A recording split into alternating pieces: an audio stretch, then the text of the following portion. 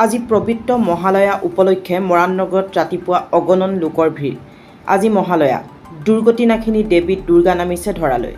লোকবিশ্বাস অনুসৰি মহালয়াৰ দিনা ৰাতিপুৱা ধৰাৰ বুকুলৈ নামি আহে মা দুৰ্গা। মহালয়াৰ দিনা ৰাতিপুৱা প্ৰাতঃভ্ৰমণ কৰিলে লাভ কৰা যায় মা দুৰ্গাৰ বিশেষ আশীৰ্বাদ। সেয়েহে পুৱা মৰাণনগৰ ৰাজপথত দেখিবলৈ পোৱা গৈছে অগণন ভক্তৰ ভিৰ। পুৱাই ওলাই আহিল জনপ্ৰিয় কণ্ঠশিল্পী বিপিন চাওদাং। শেহতীয়াকৈ মুক্তি লাভ কৰা এটি গীতেৰে মহালয়াৰ শুভেচ্ছা জনালে সকলোকে। একেদৰে বিভিন্ন দল সংগঠনৰ বিষয়ববীয়াই সকলোকে শুভেচ্ছা জনালে পবিত্ৰ মহালয়াৰ। হয়, এটি গীত অসমৰ ৰাজ্যলৈ আগবঢ়াই দিছোঁ পূজা বতৰত। আজি মহালয়াৰ দিনা আপোনালোকৰ আগত অকণমান গাই দিছোঁ। চিকিনি চিকিনি গাল গৈৰাম ঠুমুক ঠুমুক চাল, चिकनी चिकनी गाल गोराम ठुमुक ठुमुक साल, पहली नजर में मुर होले बुरा हाल, पहली नजर में मुर होले बुरा हाल, गोराम रे घुरी घुरी केने मारी लाइन, ओ घुरी घुरी केने मारी लाइन। धन्यवाद। अपने ওলাই আহিছে পাতবৰ্ণৰ কি দেখিছে?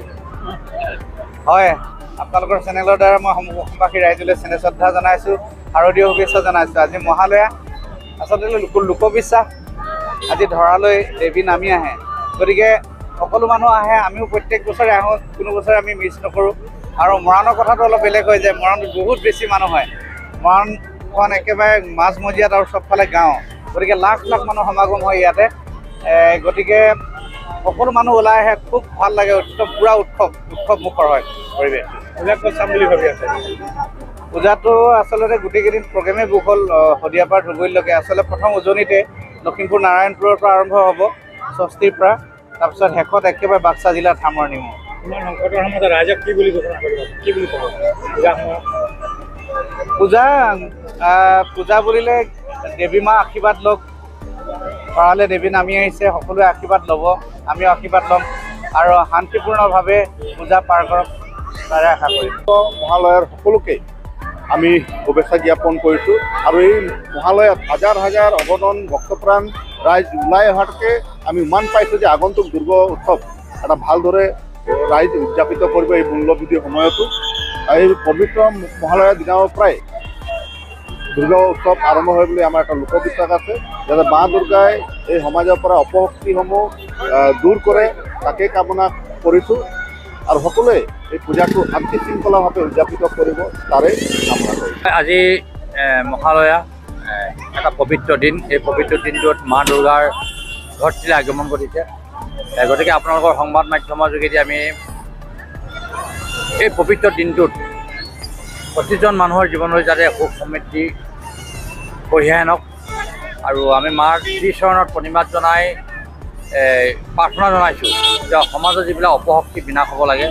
আৰু লগে লগে আজি এই প্ৰাতঃ ভ্ৰমণলৈ আমি দেখিবলৈ পাইছোঁ যে মৰাণ নগৰ মাজমজিয়ালৈ গাঁৱৰ বিভিন্ন অঞ্চলৰ হাজাৰ হাজাৰ লোক আগমন ঘটিছে। যি সময়ত বিভিন্ন মূল্যবৃদ্ধি হৈছে, মূল্যবৃদ্ধিয়ে ৰাইজক এটা বেলেগ পথে লৈ গৈছে। আজিৰ তাৰিখত যদি এগৰাকী মানুহে বা এজন পুৰুষে বা ৰাইজে যেতিয়া এখন দোকানলৈ যায়, মিঠাতেলৰ লিটাৰ কিমান নুসুধে, কিন্তু প্ৰতি লিটাৰ মিঠাতেলত আজিৰ তাৰিখত 30 বা 50 টকালৈ বৃদ্ধি হৈছে। ঠিক তেনেকৈ প্ৰতিটো সামগ্ৰীৰ যি মূল্যবৃদ্ধি হৈছে, স্মাৰ্ট মিটাৰটো আছেই, লাইটৰ যিটো মূল্যবৃদ্ধি আছে, তাৰ মাজতো কিন্তু ৰাইজ আজি ওলাই আহিছে। গতিকে মই এই পবিত্ৰ দিনটোত আহ্বান জনাম আপোনালোকৰ সংবাদ মাধ্যমৰ যোগেদি চৰকাৰক যে আপোনালোকে মূল্যবৃদ্ধিটো ৰোধ কৰক, ৰাইজক অলপ সকাহ দিয়ক, আপোনালোকে জনসাধাৰণৰ লগত থাকক। এনেধৰণে মূল্যবৃদ্ধিয়ে কিন্তু আগন্তুক আহিবলগীয়া দিনবিলাকত চৰকাৰৰ যি 2026 আহি আছে, কিন্তু চৰকাৰৰ যথেষ্ট বিমুখত পেলাব। যিখন চৰকাৰে কৈছে আমি জনসাধাৰণৰ চৰকাৰ, কিন্তু আজিৰ তাৰিখত আমি উপলব্ধি কৰিছোঁ স্মাৰ্ট মিটাৰৰ পৰা, মূল্যবৃদ্ধিৰ পৰা, ডিজেল পেট্ৰলৰ পৰা যিখিনি অত্যাৱশ্যকীয় সামগ্ৰী যি ধৰণে মূল্যবৃদ্ধি কৰি আছে, সেই মূল্যবৃদ্ধিয়ে কিন্তু চৰকাৰে জনসাধাৰণৰ আছে অনুভৱ নহয়। গতিকে এইটোৱে আপোনালোকৰ সংবাদ মাধ্যমৰ যোগেদি মই আহ্বান জনাইছোঁ। পবিত্ৰ মহালয়া আৰু এই মহালয়া দিনটোত আপোনালোকৰ সংবাদ মাধ্যমৰ যোগেদি সমূহ ৰাইজলৈ পবিত্ৰ মহালয়া আন্তৰিক শুভকামনা জনালোঁ। আজি মা দুৰ্গাৰ এই ধৰালৈ আগমন ঘটিছে আৰু এই মা দুৰ্গাৰ আগমনে সকলোৰে অসূয়া অপীড়বোৰ নাশ কৰি যাতে সকলোৰে জীৱনলৈ কঢ়িয়াই আনে সুখ শান্তি আৰু সমৃদ্ধি বতৰা আমি তাকে কামনা কৰিছোঁ।